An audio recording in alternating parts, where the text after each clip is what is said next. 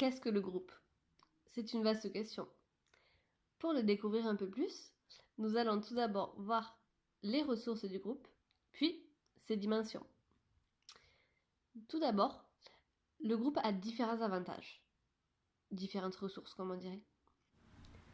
La première ressource du groupe est qu'il est un milieu alternatif de vie sociale. Il permet de connaître de nouvelles personnes, de travailler des habiletés sociales, en sortant de son cercle quotidien de connaissances.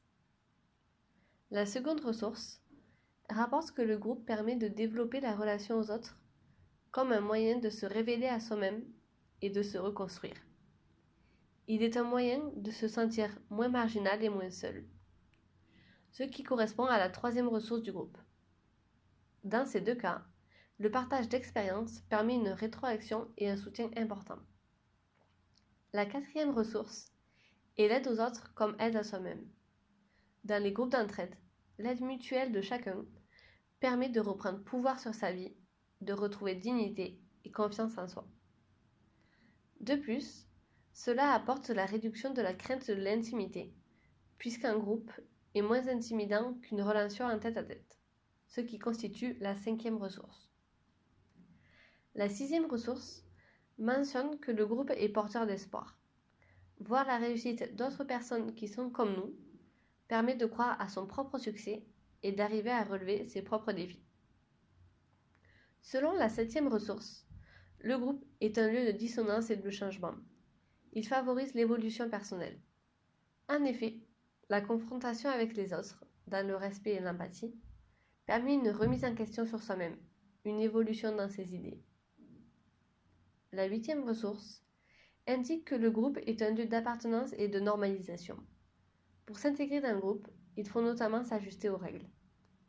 Le fait d'être en groupe permet aussi de se motiver et de maintenir des changements intervenus dans le comportement. Par exemple, en évitant des conduites mésadaptées. La neuvième ressource concerne le renversement de la relation inégalitaire, avec la fin de la relation personne aidante, personne aidée. Ici, chacun exprime son opinion et peut poser des objectifs. Ceci favorise la prise de parole et, dans une plus grande mesure, la participation aux actions sociales ou politiques. Selon la dixième ressource, le groupe permet l'élargissement de son champ d'expérience sociale, soit discuter avec des personnes différentes de soi, s'ouvrir au monde avec la découverte d'autres cultures. Il apporte également une vision nouvelle sur sa propre façon d'agir. La onzième ressource du groupe, c'est la force collective. La multiplication des ressources de chacun favorise la cohésion, le courage et la confiance des membres du groupe, par la force du nombre de participants. Enfin, la douzième ressource du groupe mentionne le plaisir social. Le groupe permet de briser la solitude, apporter dynamisme et plaisir d'être ensemble. L'ensemble de ces ressources seront exploitées à travers les trois dimensions du groupe que nous allons détailler à l'instant. Les dimensions sont les éléments qui font qu'un groupe est attrayant et efficace. Les concepts compris dans ces dimensions peuvent s'appliquer à n'importe quel travail réalisé en groupe. Il est donc pertinent de les appliquer dans le travail que nous amorçons présentement. Les trois dimensions peuvent être associées chacune à une composante du modèle PEO. La première, c'est la dimension instrumentale. Elle concerne les tâches à réaliser, les objectifs à atteindre et le contenu des échanges entre les participants. On peut donc l'associer à l'occupation. L'objectif est de coordonner les efforts de chacun dans l'atteinte d'un but commun.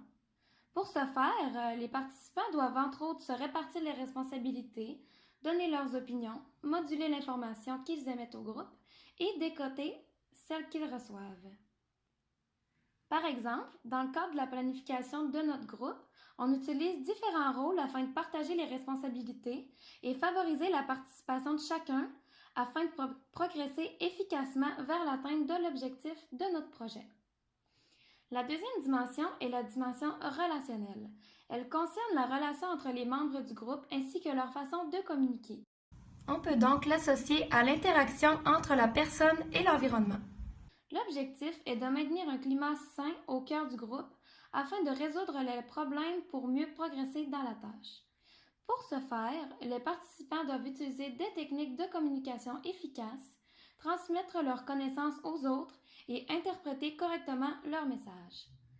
Concernant cette dimension, l'avocat du diable joue un rôle primordial car il permet de prévenir les conflits qui pourraient survenir.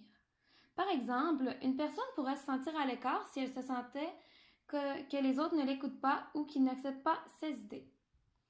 La dernière dimension est la dimension contextuelle. Elle prend en compte l'environnement et le contexte dans lequel on réalise la tâche. Entre autres, on doit déterminer le nombre de participants, la structure, le lieu, la fréquence et la durée, les règlements à suivre, le mandat du groupe, le matériel et le budget disponible. L'adéquation de ces éléments favorise la participation des patients au groupe. Par exemple, on va moduler la fréquence en fonction du train de vie du patient et de ses occupations principales. Les animateurs pour chaque étape de la planification devront tenir compte des mêmes composantes lorsque viendra le moment de choisir les moments des rencontres, le lieu et la structure. En espérant que notre vidéo va vous avoir été très utile. Merci pour votre attention. Au revoir!